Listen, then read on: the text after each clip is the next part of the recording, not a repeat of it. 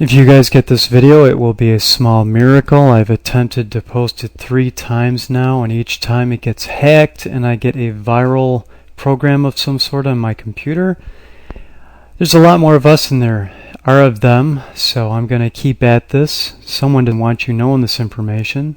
Someone wrote to me about the IRS, since we're just past April 15th, so I thought I'd go on to that subject a little bit. I refuse to be an advocate for not paying income tax, okay? You've got a whole year now to educate yourself and make a choice as to whether or not you want to participate. In the meantime, I will not encourage you to stop paying your income taxes. I encourage you instead to keep paying them and educate yourself.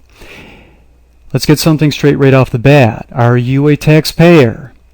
You bet you are. If anyone ever asks you, do you pay your taxes? You can say, most definitely I do. Look at this list of taxes. Cigarette tax, food license tax, gasoline tax.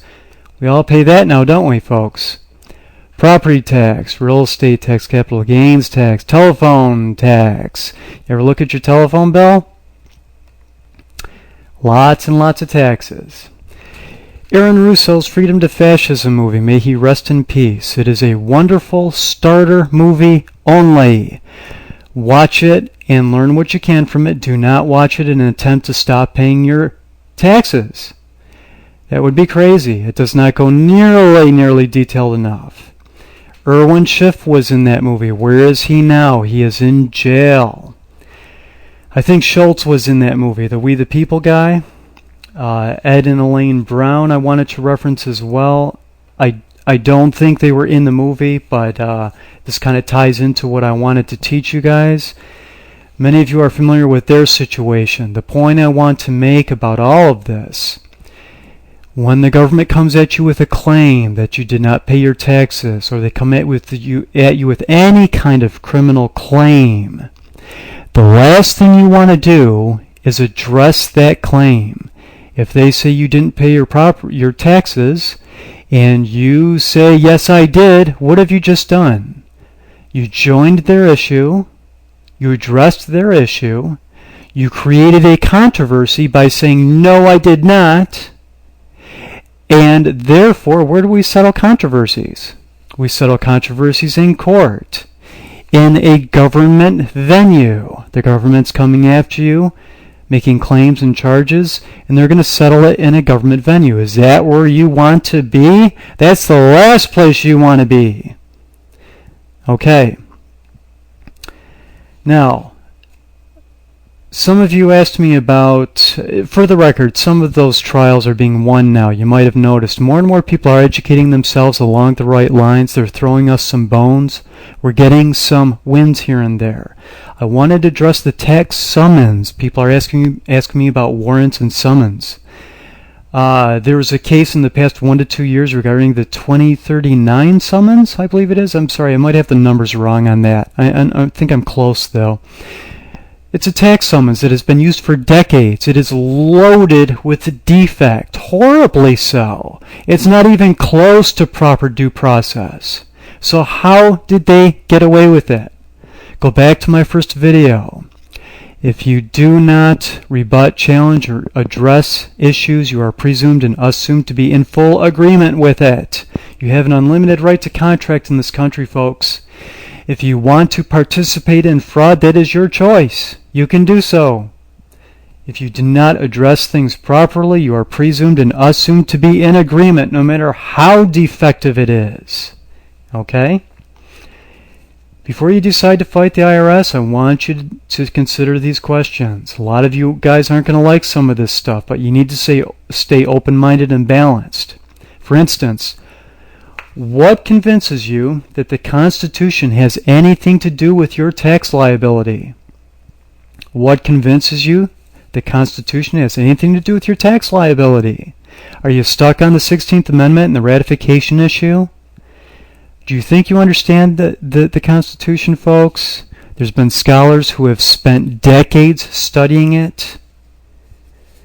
I'm a fan of the Constitution, but I question it a lot. There's been lots of books written by good freedom-seeking patriots who question the Constitution. It's one of the few things we have left to rely upon, and there are some fantastic components. I wrote a paper in college regarding some issues within the articles themselves that violate separation of powers doctrines. It's very interesting. The Bill of Rights is the strong point, in my opinion. Lots of good stuff going on there. Please stay open-minded about this stuff, folks, and learn. Don't whine and gripe at me about the Constitution. Grow up. We have to educate ourselves, okay? It's an ongoing process. Now, the next thing I want to ask you guys, and I'm sorry for getting like that, but I'm sick of those freedom seekers out there and so-called patriots who are not spending time studying. There's a lot of stuff. This well goes deep, folks. Real deep. Okay, what would happen to the value of the dollar if no one returned the revenue, so to speak? Filing returns to the Internal Revenue Service. What would happen to the value of the dollar if no one returned the revenue? Filing and signing this paperwork under penalty of perjury.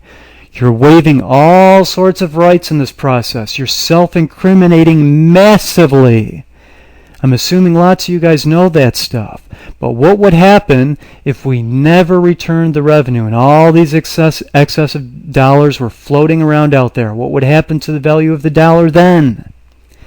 Now, don't get me wrong. I'm not excusing Bush here with his massive war spending. Most of you listening to this know full well that Democrats and Republicans are on the same team. Why on earth else would a Democrat-dominated Congress be supporting these war expenditures, devaluing our dollar massively? Look what has happened to the value of our dollar in the past 6 to 8 years since Bush has been in there. It's not just his fault, folks. It's all of our government's fault. Most of you guys know that. Your retirements, your portfolios are worth 30% less. Your dollar buys. The 30% devaluation has been steady and consistent. You have to work much harder to have the same buying power. Hopefully you guys understand that concept. It impacts the value of the Dow and the S&Ps. The value of the Dow being up where it is not realistic when the value of the dollar is worth 30% less. Chop a third off the Dow, and then you got roughly the idea of what it's really worth. Last and not least, ask yourself this. The IRS, tax debt, is it a civil or criminal matter? Remember I covered this in the first video? If someone owes you $500, what do when they're not paying you? You sue them, you take them into civil court, right? What does the IRS do? They come at your door with guns and attempt to hold you criminally liable. Are people in jail for not paying a debt, a monetary debt, a civil issue? They're in jail for this? Does that make sense? There is no debtor's prison in America, folks. There is no debtor's prison here. Think about that. Is owing a debt, such as the IRS, a tax debt, a civil or a criminal matter? How are they able to put people in jail where no one else can? Subscribe to my channel.